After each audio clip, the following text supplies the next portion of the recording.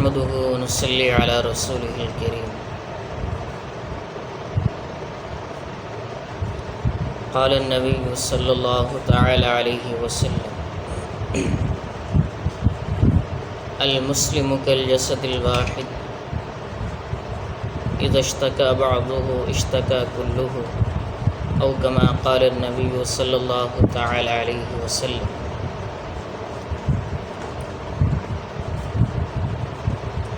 میرے محترم دوستوں اور بزرگوں، اللہ جل جلالہ قرآن میں ارشاد فرماتے ہیں: انما المؤمنون اخوۃ فاصلحوا بین اخویکم، سورہ حجرات کے اندر پہلے رکوع میں انما المؤمنون اخوۃ، کہ ایمان والے سب کے سب آپس میں بھائی ہیں، ایمان والے آپس میں بھائی ہیں، اور بھائی بھائی کا خیر خواہ ہوتا ہے. اور اللہ کے رسول صلی اللہ علیہ وسلم کا ارشاد ہے: المسلم کالجسد الواحد. ایک اور حدیث میں آپ کا ارشاد ہے: المسلم اخو المسلم، مسلمان مسلمان کا بھائی ہے.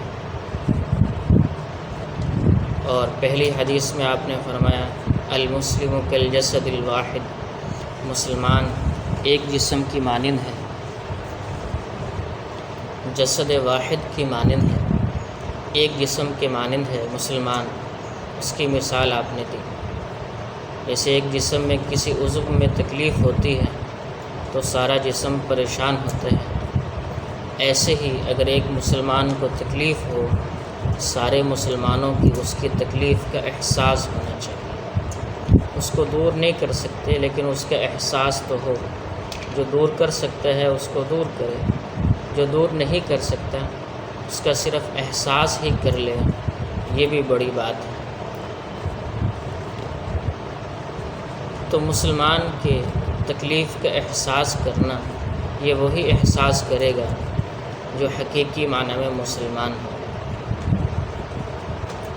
حقیقت میں جو مسلمان ہوگا. تو مسلمانوں پر آج کل مختلف ممالک میں ظلم ہو رہا، خاص طور سے کشمیر میں، فلسطین میں، اور اس کے علاوہ اور ممالک میں. تو ہمارے بھائی ہیں، وہ مسلمان بھائی ہیں، مسلمان عورتیں ہیں، مسلمان بچے ہیں، بچیاں ہیں. ہمارے ہاتھ میں جتنا ہو سکے ہم اتنا تو کریں. ہم ان کی مدد نہیں کر سکتے، ان تک پہنچ نہیں سکتے، لیکن ایک دعا کا ہتھیار تو اللہ نے ہمیں عطا فرمایا ہے. اور ان کی تکلیف کا احساس، ان کے ظلم کا احساس، ان کے لیے دعائیں کرنا، یہ تو ہر ایک مسلمان کے بس میں ہے، یہ تو ہر ایک کر سکتا ہے. دعا کے بارے میں آتا ہے: الدعاء مخ العبادہ، کہ دعا تو عبادت کا مغز ہے، دعا عبادت کا مغز ہے. دعا کے ذریعے سے تقدیر بدل جاتی ہے، اللہ کے فیصلے بدل جاتے ہیں. جب انسان دعا کرتا ہے، دعا سے اللہ کے فیصلے بدلوا لیتے ہیں. تو ان کے لیے دعائیں کرنا، اللہ سے دعائیں مانگنا کہ اللہ ان کے حالات کو ٹھیک فرما، ان پر جو ظالم مسلط ہوئے ہیں ان کو یا تو ہدایت عطا فرما، ورنہ ان کو ہلاک فرما، ان کو برباد فرما. اور وہاں پر جو بسنے والے مسلمان مرد عورتیں ہیں، بچے ہیں، بوڑھے ہیں، جوان ہیں، کہ اللہ ان کی مدد و نصرت فرما. اور یہ تو اللہ کا وعدہ ہے: وَكَانَ حَقًّا عَلَيْنَا نَصْرُ الْمُؤْمِنِينَ، کہ ہم ایمان والوں کی مدد فرمائیں گے، یہ ہمارے ذمے ہے. تو اللہ سے دعائیں کرنا، انسان دعا تو کر سکتا ہے، اور جو جتنی ہمت رکھتا ہے اپنی استعداد اور ہمت کے بقدر ان کا تعاون کرے. جو ہمت نہیں رکھتا وہ صرف دعاؤں میں شریک ہو اور ان کے لیے دعائیں کرے، نوافل پڑھ کر دعائیں کریں، فرض نمازوں کے بعد دعائیں کریں، صدقہ خیرات کر کے دعائیں کریں، نیک اعمال کر کے ان کے لیے دعائیں کریں. آج یہ وقت ان کے اوپر آیا ہوا ہے تو کل ہمارے اوپر بھی آ سکتے ہیں، کل ہمارے اوپر بھی آ سکتے ہیں.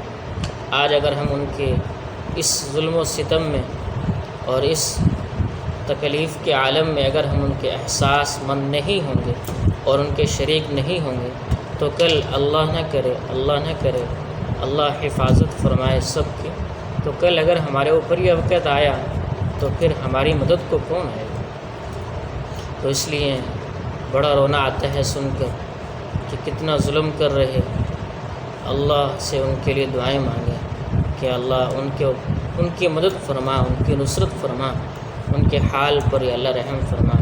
وہ کلمہ پڑھنے والے ہیں، مسلمان ہیں، ہمارے ساتھ جو ان کا تعلق ہے وہ کلمے کا ہے، وہ اسلام کا ہے، لا الہ الا اللہ محمد الرسول اللہ، اس چیز کا تعلق ہے۔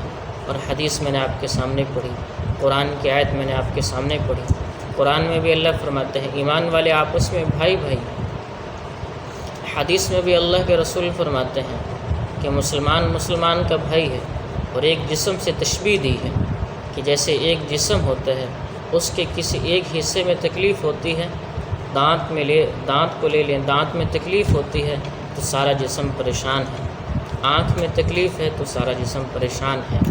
ایسے ہی ایک مسلمان کو تکلیف ہو تو سب مسلمانوں کو اس کا احساس ہونا چاہیے، اور ایک مسلمان نہیں، سینکڑوں مسلمانوں پر جو ہے تکلیف کے عالم سے گزر رہے ہیں، ظلم و ستم سے گزر رہے ہیں، تو ان کا احساس تو کم سے کم ہونا چاہیے۔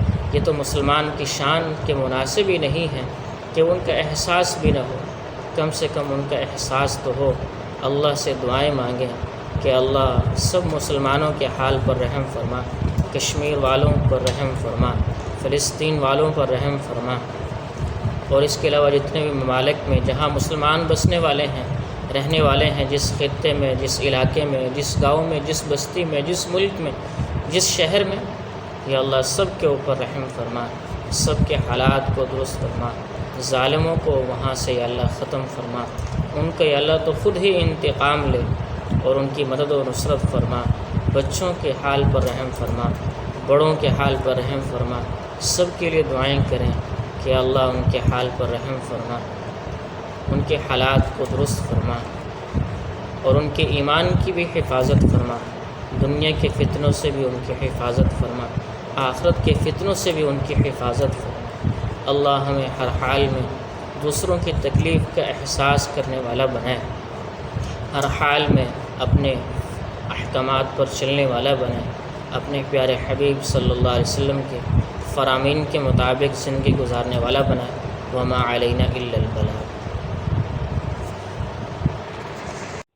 مزید اچھی ویڈیو دیکھنے کے لیے لنک پر کلک کریں اور بیل آئیکن کے بٹن کو دبائیں، اور آخر میں سبسکرائب اور شیئر لازمی کریں۔ شکریہ۔